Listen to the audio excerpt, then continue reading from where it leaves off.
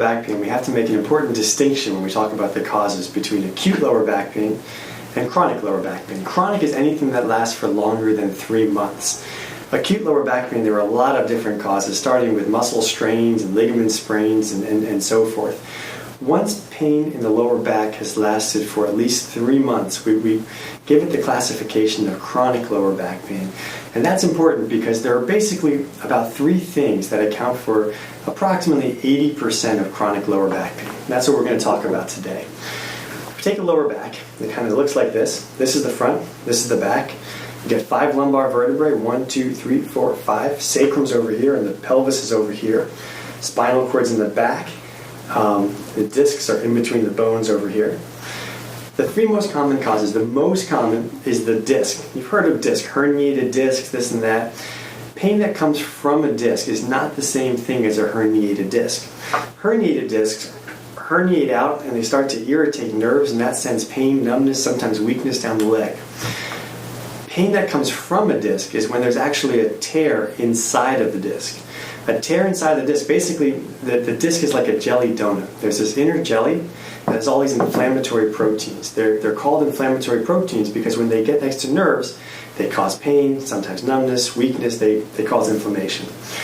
Luckily, there's no nerve fibers in the middle of the disc, in the jelly of the disc, but in the outer third of the crust of the disc, sometimes in the outer 2/3, you have these little nerve fibers. And so what happens when people have pain that comes from a disc is there's a tear where some of the inflammatory proteins in the jelly has oozed out, and now it's irritating the outer third or outer 2/3 of the crust of the disc, and that's when discs are actually causing lower back pain. Now, it's true that often when somebody has a herniated disc, they may also have a tear inside of the disc. And then, of course, you can have the back pain as well as the leg pain or numbness and weakness.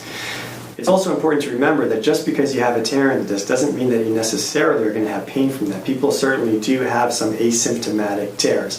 But that's the most common cause. In younger people under the age of 40, it accounts for about 40% of chronic lower back pain.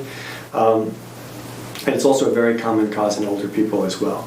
In general, it tends to be more painful when you sit and tends to be more painful when you bend forward because those are the positions that put more mechanical pressure on the disc, which will then put more pressure on the jelly and on the nerves inside of the disc.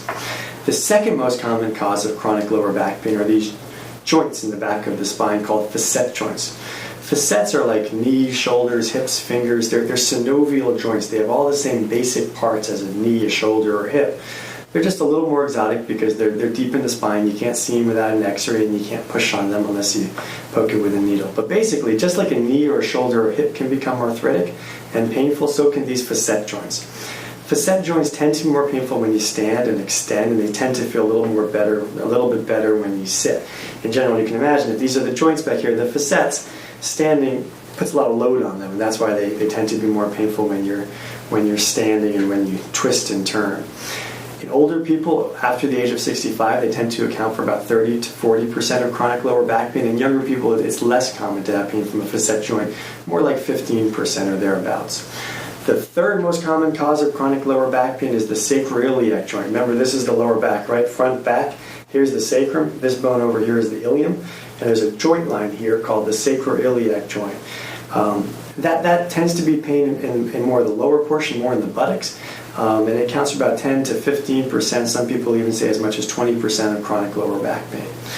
And those 3 things really account for the most common causes of chronic lower back pain. I hope this has been helpful.